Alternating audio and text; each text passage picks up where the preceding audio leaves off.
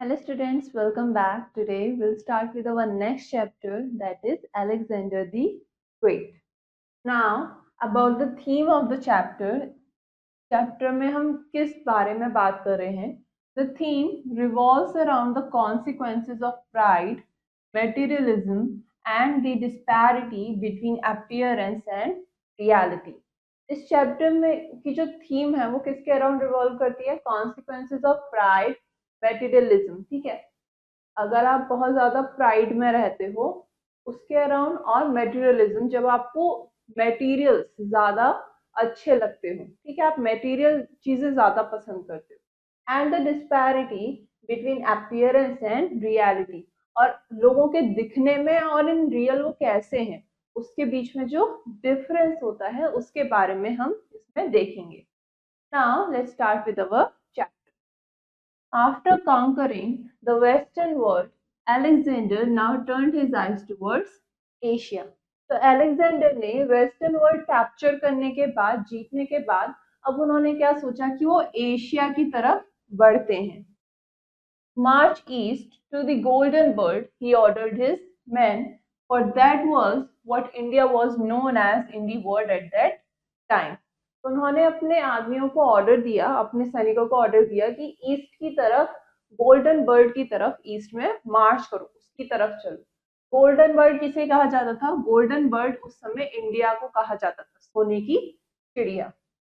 His generals consulted the map and the soldiers marched towards India. Alexander's powerful army crossed the great mountain range of the Himalayas.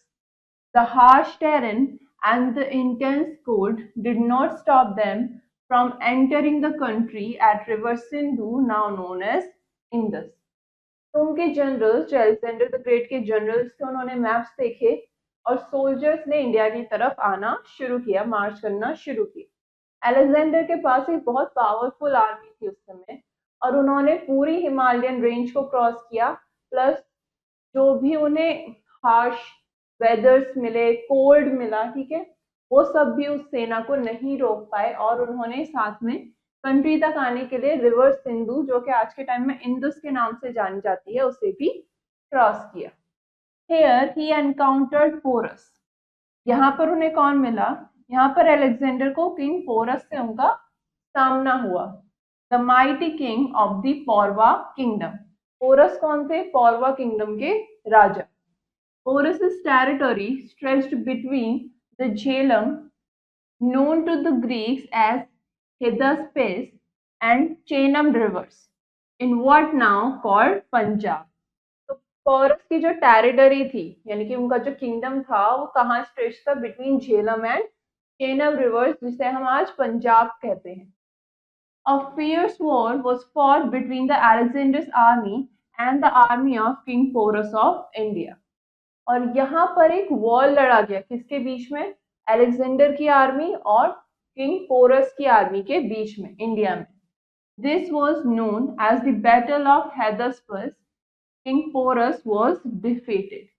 इसी battle को battle of Hydaspes के नाम से भी जाना जाता है, और यहाँ पर किंग पोरस हार गए थे. Alexander was, however, greatly impressed by the bravery and courage of Porus, that he reinstated him as the commander of his own kingdom and also granted him the power to rule over areas to the southeast extending up to the Geese River. तो Alexander क्या हुए? Porous की bravery और करेज को देख के Alexander उनसे बहुत प्रभावित हुए, कि he was impressed by him. उन्होंने क्या करा? उन्होंने किंग पोरस को दोबारा से वहां का राजा बना दिया, लेकिन अब वो किसके अंडर थे? अब वो अलेक्जेंडर के अंडर थे, ठीक है. और उनके किंगडम को वापस से उन्होंने उन्हें पावर्स दी अपना किंगडम चलाने की, प्लस उन्हें साउथ ईस्ट के भी कुछ एरियाज दिए गए, जिसके ऊपर वो निगरानी करते और संभालते. कौन? King Porus. Alexander was elated at first victory in India. और अलेक्जेंडर अपनी इंडिया में पहली विक्ट्री को पाके बहुत खुश था. At sundown, when Alexander's army was resting, he mounted his horse and quietly slipped out of the camp to see the beautiful Indian countryside. सूरज छिपने के बाद अलेक्जेंडर की आर्मी आराम कर रही। तभी क्या करा, अलेक्जेंडर अपने घोड़े पर चढ़े और अपने कैंप से बाहर निकल गए इंडिया की खूबसूरती देखने के लिए।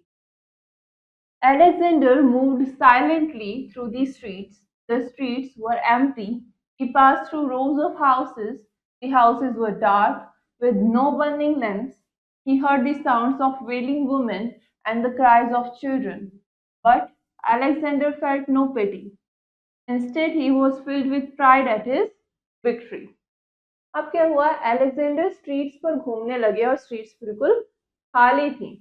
वो कई घरों के सामने से निकले, लेकिन घरों में बिल्कुल अंधेरा था और कोई भी दिया लैंप नहीं जल रहा था। उन्हें वहां पर औरतों और बच्चों के रोने और चिल्लाने की आवाजें आ रही थी, लेकिन उस पर भी अलेक्जेंडर को बिल्कुल दया नहीं आया, बल्कि वो ये सब देख के खुश थे और वो प्राइड में थे for his victory. He then turned his horse towards the jungle. As he moved along, he saw a bonfire in the distance. At a closer look, he found a group of Indian saints performing the yajna, religious ritual, on the bank of the Sindhu. He stood behind a tree and watched in fascination. अब जो Alexander थे, उन्होंने अपने घोड़े को जंगल की तरफ घुमा लिया और वो जंगल में चलते चले गए। उन्हें एक बॉन फायर दिखी कहीं जलती हुई थोड़ी सी दूरी पे, और पास जाने पर उन्होंने देखा कि कुछ एक इंडियन सेंट्स का ग्रुप है जो कि वहां पर यज्ञ कर रहा है। ठीक है, कहाँ पर? सिंधु नदी के पास में। तो वो एक पेड़ के पीछे छुपकर उन्हें फैसिनेशन में देखने लगी। A strong wind was blowing. It was getting very cold. He noticed that the saints wore no clothes on the upper part of their bodies. Alexander was shocked. तभी क्या हुआ, एक स्ट्रॉन्ग विंड बहने लग गई और ठंडा होने लग गया। अलेक्जेंडर ने नोटिस किया कि जो संत हैं, सेंट्स हैं, उन्होंने अपने अपर बॉडी पार्ट में कोई भी कपड़े नहीं पहन रखे, और जिसे देखकर अलेक्जेंडर बहुत शॉक हो गया। They are too poor to afford clothes, thought he, and felt sorry for them. He resolved to do something for them.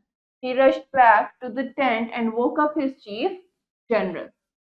अब अलेक्जेंडर ने उन्हें देखकर सोचा कि ये इतने गरीब हैं कि ये कपड़े अफोर्ड नहीं कर सकते, कपड़े नहीं खरीद सकते। तो उन्होंने सोचा कि इनकी ये परेशानी दूर करी जाए। तो वो फटाफट से अपने टेंट की तरफ गए और अपने चीफ जनरल को जगा दिया। I want you to bring me some thick blankets and woolen clothes at once. This is a matter of great urgency. तो उन्होंने अपने जनरल से कहा कि मैं चाहता हूँ कि तुम कुछ मोटी रजाइयाँ और वुलन क्लोथ्स, गर्म कपड़े लेकर आओ अभी के अभी, एक अर्जेंट मैटर है। Without delay, heaps of warm blankets and clothes were bundled and loaded on the horses. Alexander himself led the horsemen back to the jungle. The saints were still engaged in chanting, oblivious of the harsh weather. अब बिना किसी देरी के जितने भी bundle बनाए गए थे ब्लैंकेट्स और क्लोथ्स के, उन्हें घोड़ों पर लादा गया, हॉर्सेस पर रखा गया और अलेक्जेंडर खुद हॉर्समैन को जंगल तक लेके गए। तब भी वहां पर जो संत थे वो अपना यज्ञ में बिजी थे, अपना यज्ञ कर रहे थे, चैंटिंग कर रहे थे, और उन्हें वेदर की कोई भी परवाह नहीं थी। उन्हें नहीं पता था वेदर कैसा हो रहा है। They are unaffected by the cold and chilly weather, remarked Alexander. He moved his horse closer, but the saints took no notice of him. Alexander ने कहा कि ये सब इस ठंडे और चिली वेदर से बिल्कुल अनअफेक्टेड है, उन्हें कुछ फर्क नहीं पड़ रहा। और ये कहकर वो अपने घोड़े को और करीब ले गए संतों के, लेकिन किसी भी सेंट ने उन्हें नोटिस नहीं किया। He called aloud to catch their attention, but still they paid no heed. This agitated Alexander. He dismounted from his horse and walked up to the saints. अब उनको नोटिस करवाने के लिए अलेक्जेंडर ने कफ किया, ठीक है, आवाज निकाली, मगर तब भी किसी ने उन्हें कोई भी अटेंशन नहीं दिया, जिसकी वजह से अलेक्जेंडर को थोड़ा गुस्सा आने लग गया। तो उसके बाद वो अपने घोड़े से उतरे और उन संतों की तरफ गए. The saints carried on with their yajna. No one saw him approach. Alexander felt ignored. He stood there and shouted arrogantly, Fakirs, do you not hear me? I am King Alexander the Great. तो अब क्या हुआ, Alexander अपने घोड़े से उतरे और उन्होंने संतों को अप्रोच किया, लेकिन तब भी संत अपने यज्ञ में बिजी थे. किसी ने भी उन्हें आते हुए नहीं देखा. अलेक्जेंडर को लगा कि उन्हें इग्नोर किया जा रहा है, उन्हें नजरअंदाज किया जा रहा है. तो वहीं खड़े हुए और उन्होंने जोर से चिल्लाया कि फकीर, तुम्हें मैं सुनाई नहीं दे रहा हूं, मैं राजा अलेक्जेंडर द ग्रेट हूं. The oldest saint looked up and said calmly, what do you want and how can we help you? जो बुजुर्ग सेंट थे उन्होंने आराम से कहा, आराम से पूछा कि तुम्हें क्या चाहिए और हम तुम्हारी मदद कैसे कर सकते हैं. Alexander was taken aback. He felt insulted at being asked such a question. He retorted in a sharp tone, I am Alexander the Great, your new king. I have conquered your country. You are my slaves and I am your master. It is my duty to take care of you all. You seem very poor. You have no clothes to wear. I wish to help you. Here, take these clothes and cover yourselves, pointing at the bundles on the horse. तो Alexander को उस संत की बात सुन के काफी अजीब लगा कि उनसे संत पूछ रहा है कि मैं आपकी मदद कैसे कर सकता हूँ. और ये सुनकर उन्हें इंसल्टेड फील हुआ कि आखिर ये मेरे से ऐसा सवाल कैसे पूछ सकता. तो उन्होंने शार्प टोन में कहा कि मैं अलेक्जेंडर द ग्रेट हूँ, तुम्हारा नया राजा. मैंने तुम्हारे देश को जीत लिया है. अब तुम मेरे स्लेव्स हो और मैं तुम्हारा मास्टर हूँ. तो ये मेरी ड्यूटी है कि मैं तुम सबकी टेक केयर करूँ, तुम्हारी देखभाल करूँ. और तुम बहुत गरीब दिखते हो, तो इसीलिए कि तुम्हारे पास कपड़े नहीं है पहनने के लिए, मैं तुम्हारी हेल्प करना चाहता हूँ.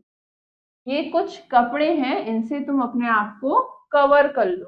उन्होंने जो हॉर्सेस पे कपड़े रखे हुए थे, बंडल रखे हुए थे, उनकी तरफ पॉइंट करते हुए कहा कि इनसे तुम अपने आप को कवर कर लो.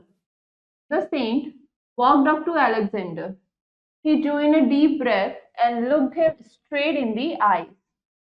With his hand on Alexander's shoulder, he said sweetly but firmly, Young man, so you are the famous Alexander. You are the one who conquers the countries by robbing them. तो Saint Alexander की तरफ आए और एक गहरी सांस में उनकी आंखों में देखते हुए कहा, उनके कंधे पर हाथ रख के बड़े प्यार से कि यंग मैन, तो तुम वो फेमस अलेक्जेंडर हो, तो तुम हो जो सब कंट्रीज को कॉन्कर करता है बाय रॉबिंग देम. कैसे देशों को जीतता है, उनको रॉब करके, उनसे चोरियां करके, मतलब देश को लूट के जीतता है. He then smiled gently and asked. उसके बाद सेंट ने स्माइल किया और अलेक्जेंडर से पूछा, Tell me, my child, can a robber be a conqueror as well as a giver? तो सेंट ने क्या कहा कि मुझे बताओ बच्चे कि क्या एक रॉबर, एक चोर, एक कॉन्करर भी हो सकता है, यानी कि देश जीतने वाला एक राजा भी हो सकता है, और साथ ही साथ एक गिवर भी, और दान देने वाला भी हो सकता है क्या? Alexander turned pale. He did not know what to say. He was at a loss of words. अब सेंट की ये बात सुन के अलेक्जेंडर के चेहरे का रंग उड़ गया. उसे समझ नहीं आया कि वो क्या कहे. उसके पास कुछ कहने के लिए शब्द नहीं थे. The saint continued.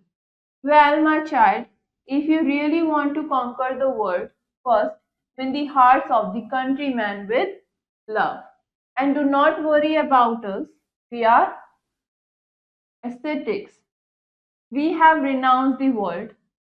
We do not need anything. Whatever is left with us, we can give away that too. Now tell me, what do you want? तो सेंट अपनी बात को कंटिन्यू करते हुए कहते हैं कि अगर तुम सही में किसी देश को जीतना चाहते हो तो पहले तुम उस देश के लोगों के दिल जीतने की कोशिश करो। और हमारी चिंता मत करो, हम तो सब कुछ त्याग चुके हैं, हम इस दुनिया को त्याग चुके हैं, मतलब जितनी भी मटेरियलिस्टिक थिंग्स हैं हम उनसे अब दूर जा चुके हैं, हमें कुछ भी नहीं चाहिए। अब हम पे जो कुछ बचा भी है, अब तुम चाहो तो हम वो भी तुम्हें दे सकते हैं, तो बताओ मुझे कि तुम्हें क्या चाहिए। Alexander stood still. Never had he heard such wisdom. He wondered at the saint's words. He had always been taught to fight and plunder to show his might and power over others. अब Alexander एक ही जगह still खड़ा रह गया। उसने कभी कुछ ऐसा सुना ही नहीं था। इतनी विजडम, इतनी वाइज वर्ड्स उसने कभी सुने ही नहीं। तो उसे सेंट की वर्ड सुनकर काफी अलग सा लगने लग गया। क्यों? क्योंकि उसे हमेशा सिखाया गया था कि लड़ाई करना, कि लड़ो, सामने वाले को मारो, जितनी ताकत है तुम्हारे पास उतनी लगाओ और सामने वाले से जीत के तुम्हें आगे बढ़ना है। The display of love and simplicity of the sages touched his heart. He understood that love was a weapon mightier than the sword. It was a powerful tool to conquer others. He also learned that love and humility overpower destruction. तो sages के जो cents थे उनके ये love और simplicity को देखकर उन्हें बहुत अच्छा लगा। उन्हें समझ में आया कि जो लव है, it is much better weapon than the sword, और ये एक पावरफुल टूल है जिससे आप दूसरों को जीत सकते हो। उसे ये भी समझ में आया कि लव एंड ह्यूमिलिटी किसी भी चीज से ऊपर, किसी भी डिस्ट्रक्शन से ऊपर है।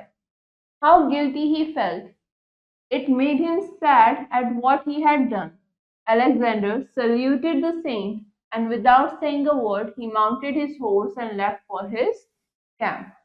अब अलेक्जेंडर को बहुत गिल्टी फील होने लग गया कि उसने जो भी कुछ किया उसको लेके उसे गिल्ट फील होने लग गया।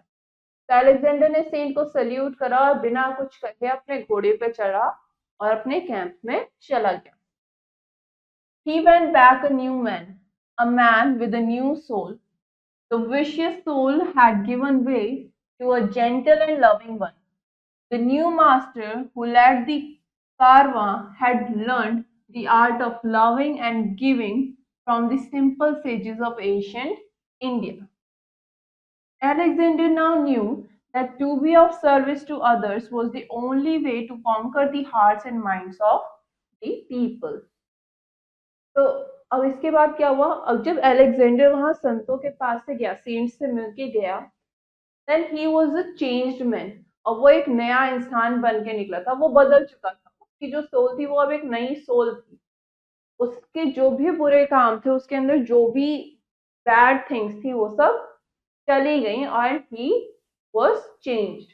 ठीक है, वो जेंटल और एक लविंग पर्सन बन गया, और वो एक ऐसा मास्टर बना जो कि लोगों को क्या उनको सर्विसेज देता था। उसने सिंपल जो सेजेस थे, एंशियंट इंडिया के जो सेजेस थे, उनसे सीखा कि art of loving and giving. ठीक है, जो लविंग की आर्ट है और लोगों को देना। ठीक है, तो अलेक्जेंडर अब एक नया इंसान बन के आया जो कि क्या था, जिसका था कि to be of service to others. अब वो क्या, अब वो दूसरों के लिए काम कर रहा है, दूसरों की खुशी के लिए काम कर रहा है। तो यही एक तरीका है जिससे आप हार्ट्स और माइंड्स, पीपल के हार्ट्स और माइंड्स को कॉन्कर कर सकते हो, उन्हें जीत सकते हो। Now summary of the chapter. आपको एक छोटी सी समरी गिवन है चैप्टर की। Alexander the Great faced the Battle of Hellespont, achieving victory, but a significant encounter with Indian aesthetics reshaped his perspective. Alexander the great ने क्या battle लड़ी और जिसमें वो जीते भी, मगर इंडियन सेंट्स के साथ एक छोटा सा सिंपल सा उनका जो भी मिलना हुआ, उससे उनका पूरा पर्सपेक्टिव चेंज हो गया। Their wisdom and humility made him reassess his ambitions and values, leading to a transformative realization of the limitation of conquest and significance of inner growth. जो सेंट्स की विजडम थी, उनका जो ज्ञान था, प्लस जो उनका नेचर था, वो जिस तरीके की बातें कर रहे थे, उसने क्या करा, उन बातों ने अलेक्जेंडर के जो एम्बिशंस और वैल्यूज थे उनको रीशेप किया, उनको दोबारा से रीअसेस करने पर उसने मजबूर किया। और उससे क्या हुआ, वो ट्रांसफॉर्म हो गया, अलेक्जेंडर ट्रांसफॉर्म हो गया। उसे रियलाइजेशन हुआ of the limitation of conquest, कि वो जिस तरीके से कंट्रीज को जीत रहा है उसकी लिमिटेशंस क्या है, और एक इनर ग्रोथ की इम्पोर्टेंस क्या है, अपने आप की एक ग्रोथ होना, उसकी क्या इम्पोर्टेंस है। This encounter marked a pivotal moment where Alexander, once driven solely by conquest, began a journey towards becoming a more compassionate and introspective leader. और ये एनकाउंटर जो हुआ अलेक्जेंडर और सेंट्स के बीच में, इसने काफी इंपॉर्टेंट मोमेंट को मार्क किया। क्या, कि अलेक्जेंडर जो पहले कभी सिर्फ जीतने के लिए आगे जाता था, कि उसका सिर्फ एक ही एम्बिशन था कि उसे जीतना है, ठीक है, तो अब वो चीज चेंज होके क्या हुई, उसने एक जर्नी बिगिन करी, एक नई जर्नी बिगिन करी, जहां पर वो कंपैशनेट और इंट्रोस्पेक्टिव लीडर बना। ठीक है, उसने सेट्स की बातों को सुना और उसे अपनाया। नाउ हमने चैप्टर में कुछ न्यू वर्ड्स पढ़े, हम उनके मीनिंग्स देखेंगे। फर्स्ट, एल्डेंट यानी कि होल हार्टेड, पूरे दिल से। टेरिटरी यानी कि रीजन। रीइंस्टेटेड, रीस्टोर्ड, दोबारा से उसको करना। फैसिनेशन यानी कि बहुत इंटरेस्ट के साथ, keen interest. Conquer, to take over, किसी को टेक ओवर करना, जैसे कंट्री को कॉन्कर किया जाता है तो कंट्री दूसरे राजा ने टेक ओवर कर ली। एगिटेटेड यानी कि इरिटेट हो जाना। रिनाउंस्ड, गिव अप या अबेंडन कर देना, छोड़ देना। Ascetics, those who have left all worldly desires, जिन्होंने सारी दुनिया की चीजें छोड़ दी हैं, सेजेस जैसे कि। Now we have a few questions in this chapter. First, fill the correct option in OMR sheet. आपको यहाँ पर एक OMR sheet given है, आपको सही ऑप्शन वहां पे फिल करना है। First, what geographical obstacle did Alexander encounter during the battle? Alexander को कौन से geographical obstacles मिले? Rocky terrain. Okay, तो यहाँ पर क्या आ गया? ये option is the right answer. Next, Alexander the Great went up to the sages. Alexander the Great sages के पास गए for what? क्या करने? To distribute the clothes. उनको clothes distribute करने के लिए. Option B is the right answer. Next, fill in the blanks. First, Alexander was moved by saints. Alexander किससे move हो गया था? By the saints' words. Next, after conquering the western world, Alexander turned his eyes towards. जब उसने western world को जीत लिया तो Alexander का अब नया उसने क्या जीतना था? He turned his eye towards Asia. Next, Porus was the king of. Porus कहाँ का राजा था? पौरवा किंगडम का.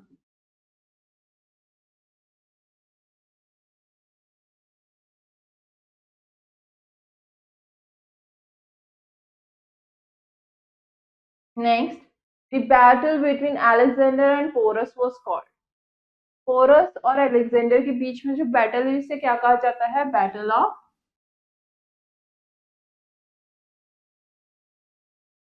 Hydaspes.